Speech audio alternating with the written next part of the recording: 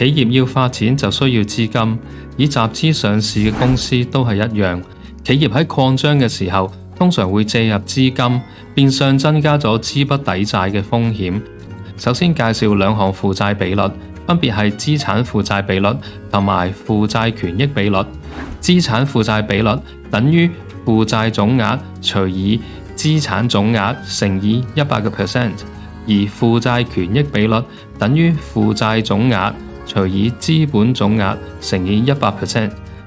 比例嘅數位越大，表示企業借錢嘅槓桿比例越高，財務風險越大。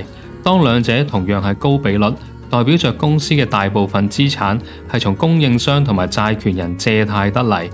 傳統嚟講，資產負債比例係以50%，或者係負債權益比率以100% 作為判斷高低嘅分界線。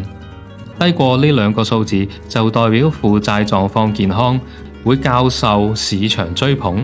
投資人可以研究負債比率嘅數字同同業比較，了解企業嘅財務狀況，